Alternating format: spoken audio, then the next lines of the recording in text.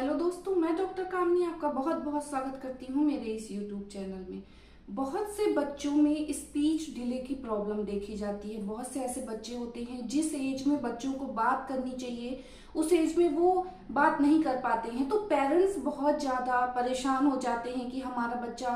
2 साल का हो गया है या 3 साल का हो गया है, हमारा बच्चा अभी तक बोल नहीं पा रहा है। तो स्पीच डिले की प्रॉब्लम क्यों होती है छोटे बच्चों में, या स्पीच डिले केवल स्पीच डिले है या उसके साथ में ऑटिज्म है, इसको डिटेल में समझेंगे। क्योंकि बहुत से जो पेरेंट्स होते हैं, कई बार जब बच्चे बोल नहीं पाते हैं तो वो सर्च करते हैं गूगल में या यूट्यूब में, तो उनको ये एक शब्द मिलता है ऑटिज्म का, और जब इसके बारे में वो डिटेल से समझते हैं या जानने की कोशिश करते हैं या दूसरे लोगों के माध्यम से जब जानने की कोशिश करते हैं तो वो बहुत ज्यादा परेशान हो जाते हैं कि क्या हमारे बच्चे में ऑटिज्म है या सिर्फ हमारा बच्चे में स्पीच डिले की प्रॉब्लम है, वो बोल नहीं पा रहा है। तो कैसे डिफरेंशिएट करें, कौन कौन से सिम्टम होते हैं जो ऑटिज्म के होते हैं, कौन कौन से सिम्टम होते हैं जो केवल स्पीच डिले के होते हैं, और अगर सिर्फ स्पीच डिले की प्रॉब्लम है तो उसको आसानी से घर में ही कुछ थेरेपीज के माध्यम से उसको ठीक किया जा सकता है। तो आज इस वीडियो में डिटेल से समझेंगे, दोनों में डिफरेंशिएट समझेंगे। तो बने रहे मेरे साथ इस वीडियो में, इसे पूरा देखें, ये बहुत इन्फॉर्मेटिव है आपके लिए। और अगर पहली बार मेरे चैनल में आए हैं तो इसे सब्सक्राइब कर लीजिए, क्योंकि मैं ऐसी हेल्थ से रिलेटेड वीडियोस बनाती रहती हूँ। स्पीच डिले बहुत से बच्चों में देखा जाता है। कॉमनली देखा जाता है कि जो छोटे बच्चे होते हैं, जब वो 5 से 6 महीने के होते हैं तो उनके गले से आवाजें निकलने लगती हैं। शब्द तो नहीं निकलते लेकिन ऊ आ की आवाज निकलने लगती है। जब बच्चा 8 महीना से 1 साल का होता है तो वो एक शब्द बोलने लगता है, माँ, पा, बा, इस तरीके की आवाजें निकालने लगता है। और जब वो 1 से 1.5 साल के बीच में होता है तो वो 2-2 शब्दों को बोलने लगता है। ये एक नॉर्मल चाइल्ड डेवलपमेंट का एक पार्ट होता है। बच्चों के बिहेवियर से पहचाना जाता है कि बच्चे में क्या प्रॉपर तरीके से डेवलपमेंट हो रहा है या नहीं हो रहा है। जो बच्चा बोलता नहीं है, जैसे जब बच्चा 2 साल का हो गया, पेरेंट्स बहुत ज्यादा परेशान होने लगते हैं कि हमारा बच्चा बोल नहीं रहा है, तो बहुत सारी चीजें उनके मन में आने लगती हैं। लेकिन ऑटिज्म है या सिर्फ स्पीच डिले की प्रॉब्लम है, ये कुछ सिम्टम के माध्यम से घर में ही पता लगाया जा सकता है। क्योंकि पेरेंट्स सबसे ज्यादा क्लोज होते हैं अपने बच्चे के, स्पेशली माँ अपने बच्चे के सबसे ज्यादा करीब होती है, तो वो ऑब्जर्व करके वो समझ सकती है कि हमारे बच्चे में कौन कौन से सिम्टम हैं, या हमारे बच्चे में कोई ऐसे सिम्टम नहीं है ऑटिज्म के, केवल हमारा बच्चा बोल नहीं पा रहा है, उसके लिए हम क्या कर सकते हैं, क्या नहीं कर सकते। तो इसको समझने के लिए सबसे पहले हम समझते हैं कि ऑटिज्म क्या होता है। ऑटिज्म एक न्यूरो डेवलपमेंटल डिसऑर्डर होता है। इसमें बच्चे के बिहेवियर में काफी बदलाव होता है, बच्चे की कम्युनिकेशन में प्रॉब्लम होती है, बच्चे की अंडरस्टैंडिंग में प्रॉब्लम होती है, इमोशंस में प्रॉब्लम होती है, तो बच्चा एक्सप्रेस नहीं कर पाता है। तो बहुत सारे ऐसे सिम्टम होते हैं जो छोटे बच्चे में हम देख के बता सकते हैं कि हाँ, इस बच्चे में ऑटिज्म की प्रॉब्लम है। ऑटिज्म 3 तरीके के होते हैं, माइल्ड ऑटिज्म, मॉडरेट ऑटिज्म और सीवियर ऑटिज्म। तो अगर बच्चे में सीवियर ऑटिज्म है या मॉडरेट ऑटिज्म है तो बहुत आसानी से समझ में आ जाता है। अगर बच्चे में माइल्ड ऑटिज्म है तो कई बार पेरेंट्स को भी नहीं समझ में आता है कि हमारे बच्चे में ऑटिज्म की प्रॉब्लम है, या हमारे बच्चे में ऐसे बिहेवियर नॉर्मली बच्चे समझते हैं, पेरेंट्स समझते हैं कि ये बच्चा हमारा अकेले रहता है, या हमारा बच्चा साय नेचर का है, या हमारे घर में जो दूसरे मदर फादर है या इनके चाचा दादा बुआ, तो ये काफी लेट बोले थे, इसकी वजह से हमारा बच्चा भी नहीं बोल रहा है, या हमारे बच्चे में कोई ऐसी प्रॉब्लम नहीं। क्योंकि पेरेंट्स एक्सेप्ट ही नहीं कर पाते हैं कि हमारे बच्चे में कोई किसी भी तरीके का डिसऑर्डर है या हमारे बच्चे में किसी भी तरीके का बिहेवियर चेंज है। तो सबसे पहले हम ऑटिज्म के लक्षणों को जानते हैं, उसके बाद हम समझेंगे कि क्या हमारे बच्चे में ये सिम्टम है या सिर्फ स्पीच डिले की प्रॉब्लम है। सबसे पहला सिम्टम होता है आई कांटेक्ट का। जो छोटे बच्चे होते हैं वो 6 से 7 महीने में ही आई कांटेक्ट करने लगते हैं, स्पेशली अपनी माँ से बातें करने लगते हैं। उन्हें बातें नहीं करते हैं लेकिन वो अपनी आंखों के माध्यम से जब माँ पास में जाती है अपने बच्चों को, उन्हें से बातें करती है, उनको बुलाती है, उनके नाम से बुलाती है, तो वो उनकी आंखों में देखते हैं और साइन करते हैं, स्माइल करते हैं। जब माँ स्माइल करती है तो बच्चा भी स्माइल करता है। जब धीरे धीरे बच्चा बड़ा हो रहा होता है तो बच्चा आई कांटेक्ट करता है। माइल्ड ऑटिज्म में कई बार बच्चा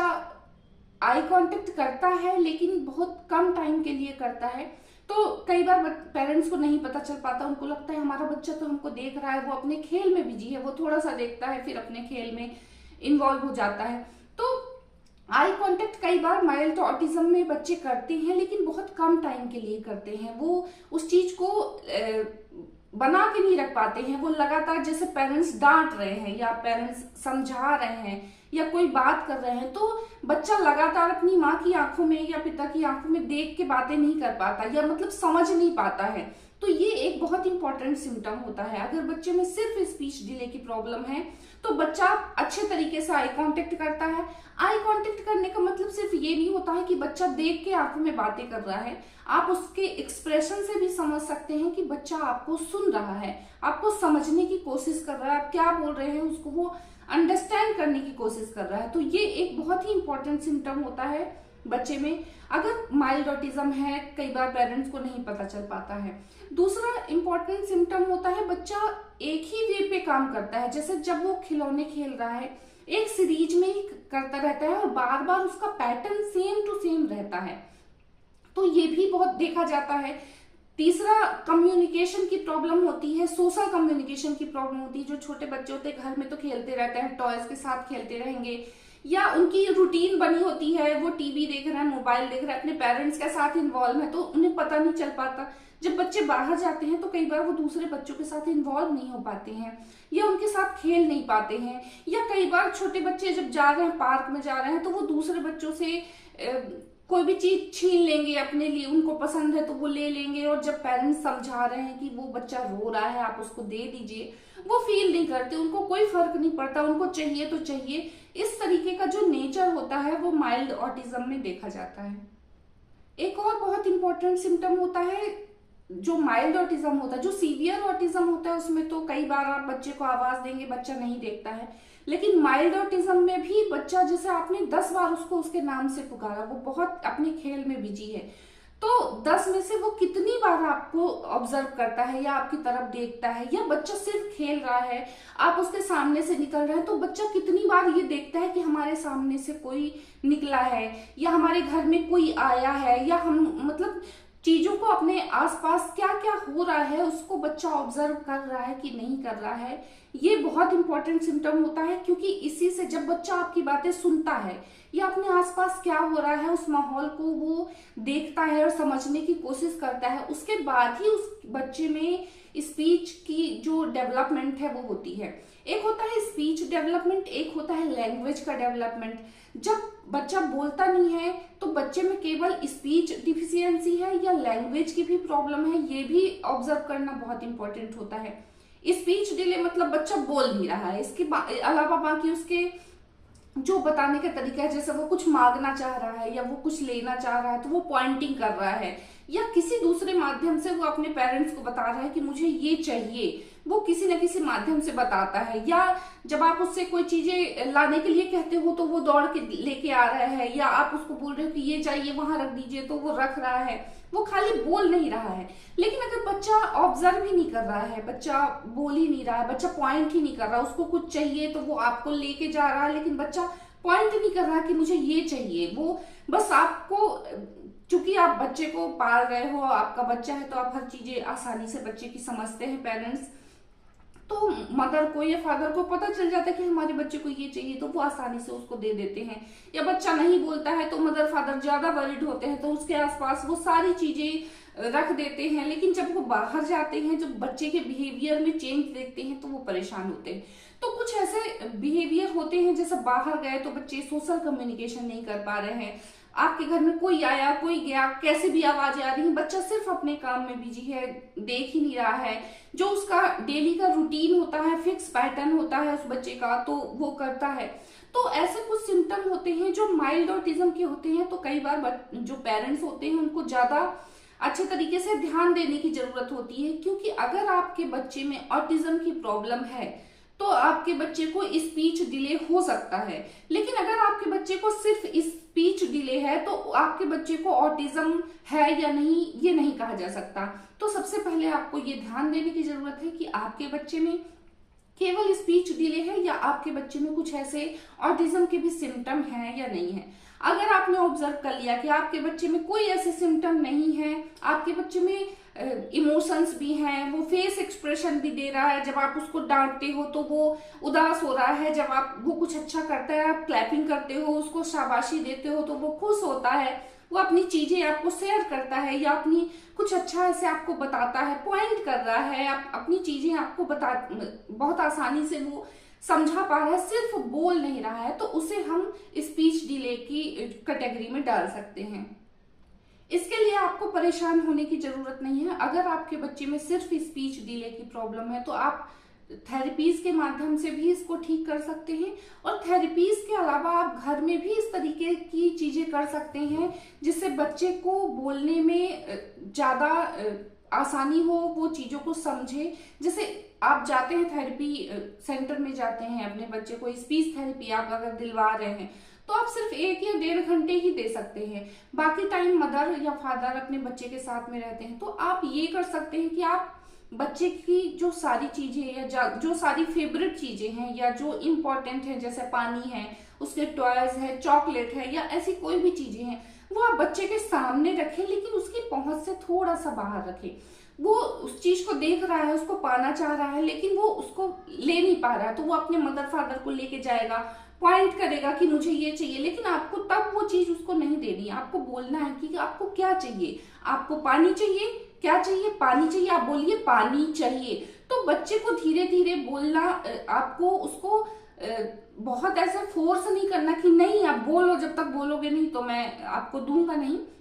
ये चीज आपको नहीं करनी। लेकिन जब बार बार आप इस तरीके से उसको चीजों को बताएंगे और देंगे और उसको बताएंगे कि आपको इस तरीके से बोलना है, तो आपको आसानी से ये चीजें मिल जाएंगी। तो जब कई बार आप उसको ये बोलेंगे कि अच्छा पानी चाहिए, बोलिए पानी चाहिए मम्मा पानी, तो जब कई बार ये चीजें होंगी तो बच्चा समझेगा आपकी, क्योंकि वो बच्चा आपकी बात समझता तो है मगर वो सिर्फ बोल नहीं पा रहा है। तो जब कई बार आप उसको बताएंगे और उसके बाद जब आप इग्नोर करने की कोशिश करेंगे, और तो वो बच्चा अपनी बात को समझाने के लिए बोलने की कोशिश करेगा। तो इस तरीके से आप उसको घर में भी थेरेपीज दे सकते हैं। बाकी आप उसको स्पीच थेरेपीज के सेंटर में डालिए, और इस चीज पे बिल्कुल भी लापरवाही मत करिए, क्योंकि पेरेंट्स कई बार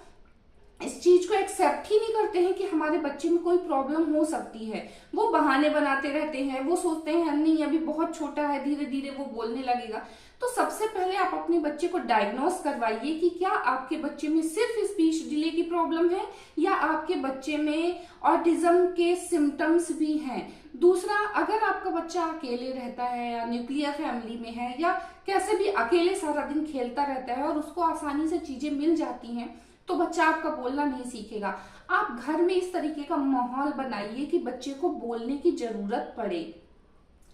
इसके अलावा आप छोटे बच्चों को कोशिश करें कि आप टीवी या मोबाइल के माध्यम से उसको चीजें सिखाने की कोशिश ना करें, क्योंकि जो टीवी या मोबाइल या यूट्यूब के माध्यम से जब बच्चे सीखते हैं तो उनके दिमाग में चीजें स्टोर जरूर हो जाती हैं, लेकिन वो कम्युनिकेट करना नहीं सीख पाते हैं। तो बच्चे, मदर फादर को लगता है कि हमारा बच्चा सीख रहा है, हमारे बच्चे को बड़ी बड़ी राइम्स आ रही है, हमारा बच्चा कलर्स पहचान रहा है, हमारा बच्चे को बॉडी पार्ट्स आते हैं। तो जो बच्चों में अगर ऑटिज्म की प्रॉब्लम है या बच्चे को स्पीच डिले भी है, तो बच्चे को जब आसानी से चीजें वो सुन रहा है, समझ रहा है, बट उसको बोलना नहीं सीख पा रहा है, तो पेरेंट्स को लगता है कि नहीं हमारा बच्चा काफी तेज है दिमाग से, वो हर चीजें सीख रहा है, लेकिन वो सिर्फ सीख रहा है, लेकिन उसको कम्युनिकेट करना नहीं आता, उसको बताना नहीं आता है। और ज्यादा टीवी और मोबाइल की वजह से बच्चों में वर्चुअल ऑटिज्म के लक्षण भी आने लगते हैं। अगर आपके बच्चे में ऑटिज्म की कोई प्रॉब्लम नहीं है, लेकिन आप 2-3 साल से बच्चे को बहुत ज्यादा मोबाइल या टीवी देखने को दे रहे हैं, वो 4-4, 5-5 घंटे स्क्रीन टाइम बिता रहा है, तो उसमें वर्चुअल ऑटिज्म के भी सिम्टम कई बार बच्चों में देखे जाने लगे हैं। आजकल ये खासकर कोविड के बाद ये चीजें बहुत ज्यादा देखी जाने लगी हैं। वर्चुअल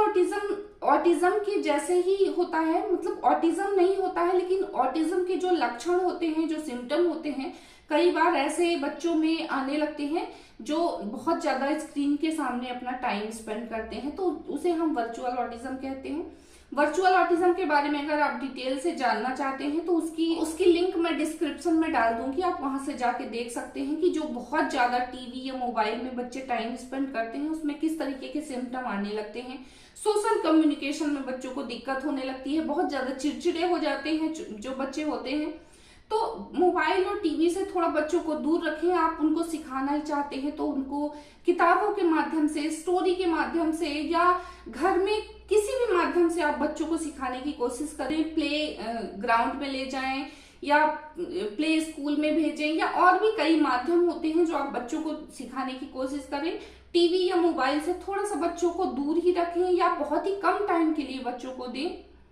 क्योंकि इसकी वजह से भी बच्चों में वर्चुअल ऑटिज्म के जो सिम्टम है वो आने लगते हैं और उनके बिहेवियर में काफी चेंज होने लगता है। किस तरीके से बर्ताव करना चाहिए, किस तरीके से बातें करनी चाहिए, किस तरीके से अंडरस्टैंड करना चाहिए। और धीरे धीरे जब बच्चा बड़ा होने लगता है तब उसको काफी प्रॉब्लम होती है, क्योंकि बच्चा छोटा है, मदर फादर हर चीज को समझ पा रहे हैं, लेकिन जब बच्चा थोड़ा सा बड़ा होगा, वो स्कूल जाने लगेगा या वो थोड़ा और बड़ा हो रहा है, तो बच्चों को बहुत दिक्कत होने लगती है। बच्चों को कम्युनिकेट करने में, दूसरे बच्चों के साथ दोस्ती करने में, बातें करने में, अपनी फीलिंग्स को बताने में उनको काफी दिक्कत होती है। तो आप छोटी उम्र से ही बच्चे में ये सारे डेवलपमेंट प्रॉपर तरीके से हो रहे हैं या नहीं हो रहे हैं, इस चीज पे आप फोकस करें।